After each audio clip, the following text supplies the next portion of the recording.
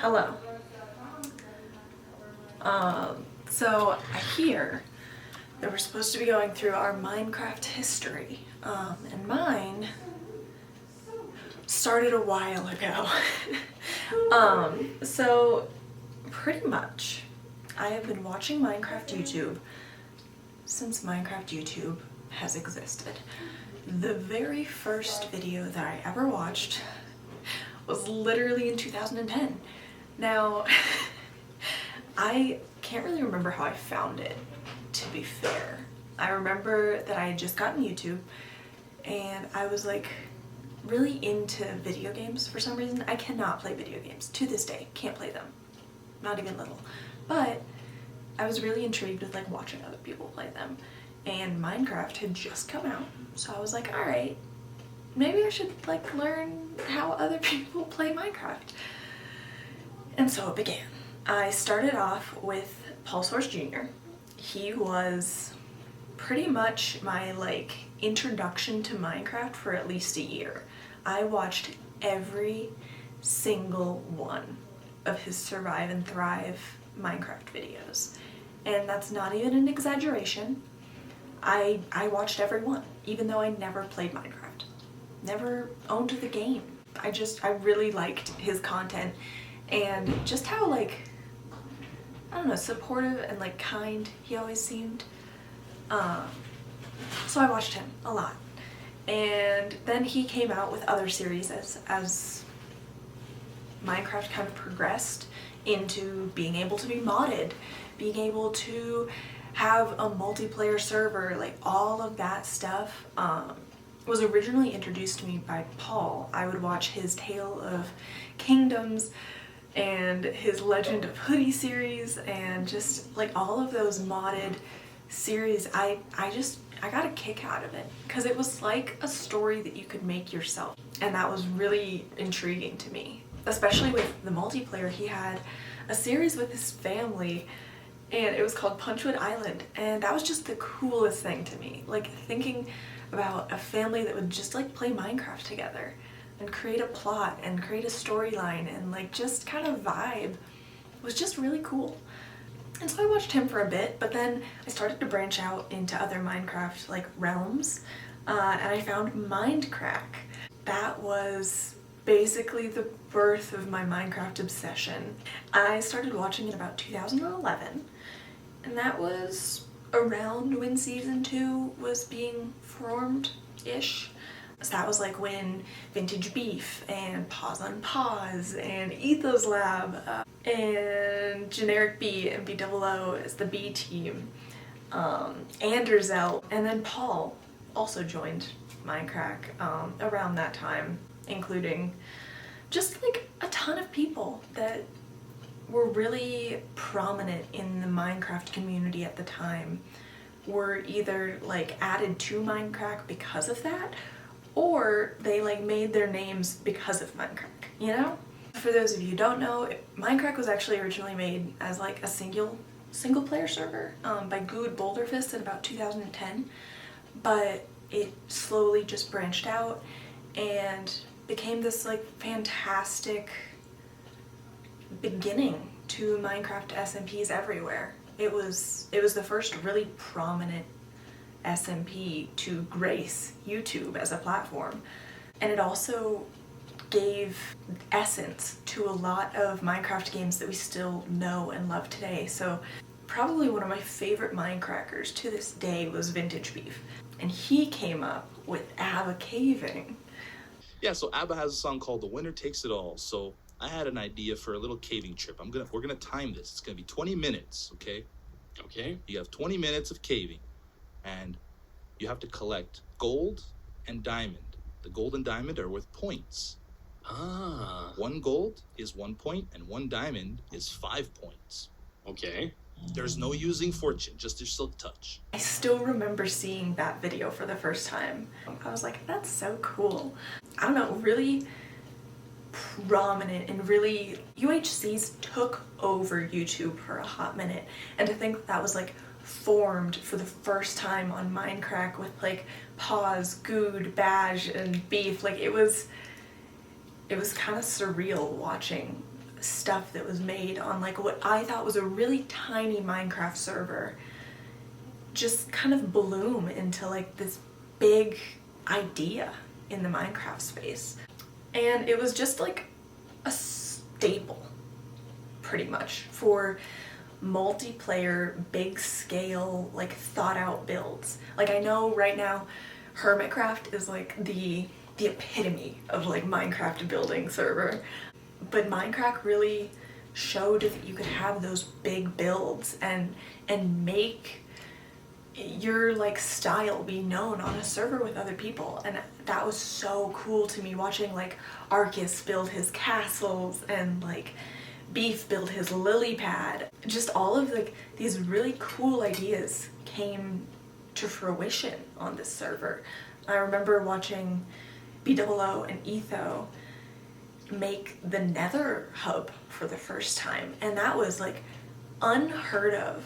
You think Nether and you think, oh, I'm about to go die from like everything, but they made it into like this very livable, very usable Minecraft world. And I think that speaks a lot to how Minecraft has evolved as a presence on YouTube. Is just making it like a livable, cool world where you're always coming up with these new ideas. And obviously like the dynamics of servers are so important. I remember the prank wars between like the B team or Team Canada or even Zisto. Zisto had some insane pranks that I remember vividly, like him covering one of Beef's first castles in just like colorful wool and making it into Candyland. And that was insane. Like that took so much work, and they just had so much work ethic. They made sure that it was fun for them and fun for their viewers, you know? And then I kind of drifted. I never really left Minecraft, but like I drifted into different spaces. So like Minecraft Minigames became really, really popular. Stuff like Hunger Games, hide and seek, Seth Bling build game, that was like, oh, I watched that pretty much religiously. And there wasn't a lot of videos, but they were always so funny. Because building in Minecraft back then, it wasn't like today's pretty stuff. So like a build game where you had to like guess, that was comedy gold, because nobody was gonna build like these really intricate things. So there was so much room for guessing. And that was more around my 2013 era, definitely.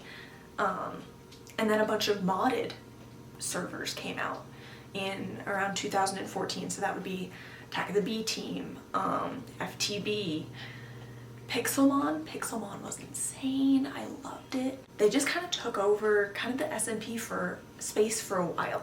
I remember coming home every single day and just like looking for that B Team video, like who's on the modded server today, like FTB. I loved just the intricacies of mods and what they could do to a game that had maybe like lost some of its luster in the vanilla forms for some of these creators, and this just kind of reignited that spark for them.